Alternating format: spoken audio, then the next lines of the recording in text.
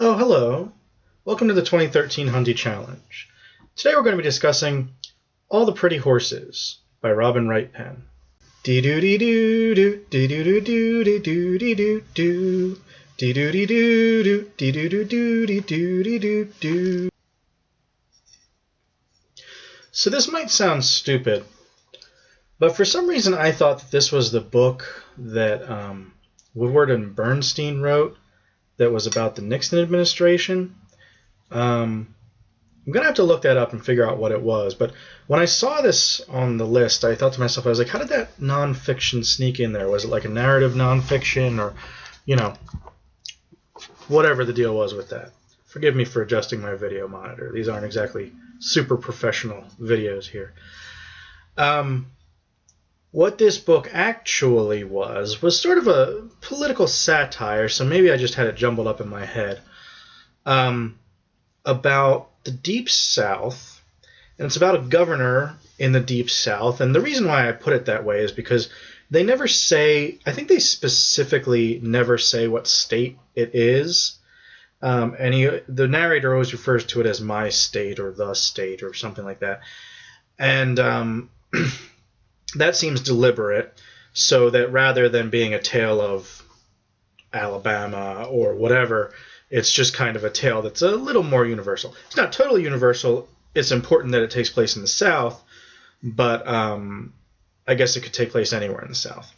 Now, I've kind of opined before on this blog and in these videos about how some of these Southern books really get exhausting. I've enjoyed a few. I enjoyed Tobacco Road and a couple of others. But some of the, like Faulkner, and I know he's not on this list, but Tennessee Williams and that kind of thing is just like, okay, I get it. The Civil War really wrecked things up for you guys. At some point you're going to have to deal with your problems and not just whine and drink. But in any case, this book did not grate on my nerves. I'll tell you up front, it's definitely a recommend. I would definitely recommend it. What it was about was, I guess you could say, corruption in politics, although some people might argue it's about realpolitik, or, Machiavelli's kind of theories. I'm kind of overstating the case here. But anyway, it's about how politics can change you, basically. So the story kind of jumps in and out of time. There's actually like chapters that take place during the Civil War, and I think it starts in Medias Res and goes back and forth, and it's kind of a jumble, but you piece together the narrative as you go along. So chronologically, not story-wise, but chronologically, there's this country bumpkin, and he describes himself as such in a big important speech. It was actually pretty funny. But this country bumpkin named Willie Stark, who the narrator always called Cousin Willie, he kind of comes to prominence in local politics as a true believer. And he starts out, again, chronologically, I don't know how else to describe it to you.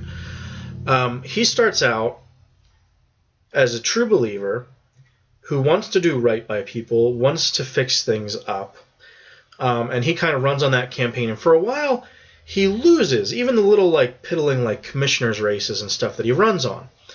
But because he was a true believer, what happened was just kind of a fluke incident helped him out. The guy that won the election against him built a school and cut corners, and there was a horrible accident at the school. I think 17 kids got killed or something. And then when Willie showed up and said, he was real modest because he was a true believer at this point. And all the people said, we wish we had voted for Willie Stark. He wouldn't have let this happen. And the town kind of embraced him. So he became a native son. So he started out as this true believer, this idealist, up by his bootstraps, studied law by candlelight and tried to learn law and not just pass the bar. And he made a real big deal about that. By sort of a fluke, or maybe as a result of his idealism, he becomes beloved locally. And then he goes on and sort of believes in himself and tries to run for governor. But it turns out that he was being used in the primary. He was being used to split the country vote and hand the Democratic primary over to sort of the city slicker guy for governor. And when Willie found that out, and he realized for the first time, oh, I'm not going to be governor. And that was kind of his first experience with the way things really are, that he was being used by his opponent against someone that he, in a three-way race, against someone that he more ideologically worked with. So it's almost like flipping a switch. And after that, Willie Stark, he stops being the idealist. He stops talking substantively.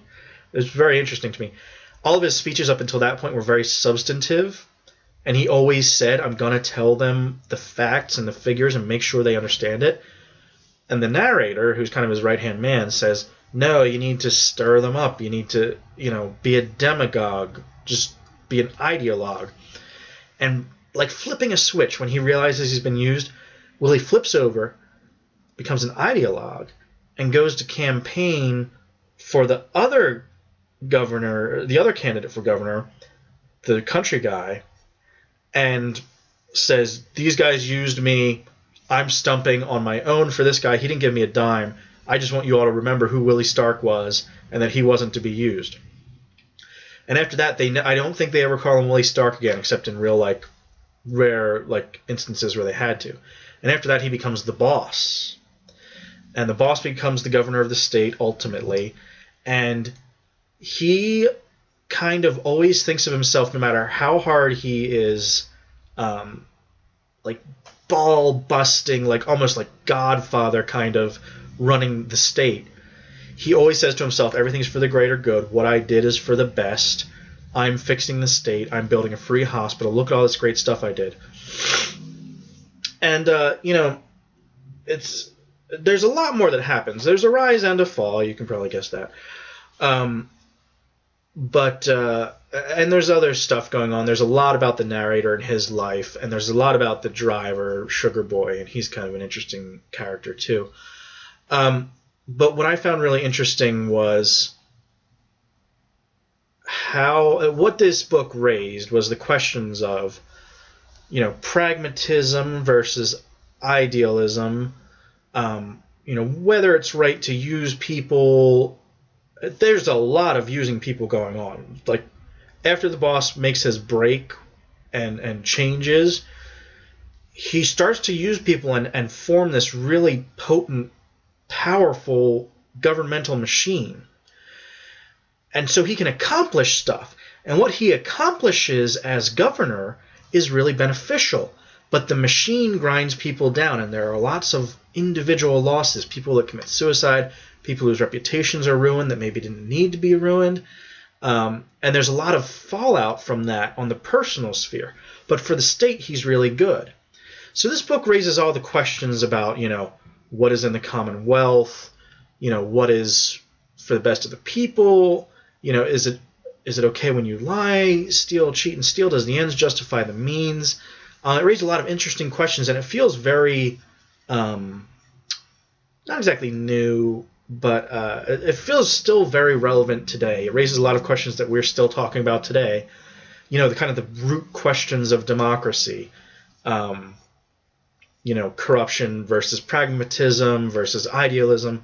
It was a very, very interesting read. I really enjoyed it, and I would definitely recommend it. I hope you check it out.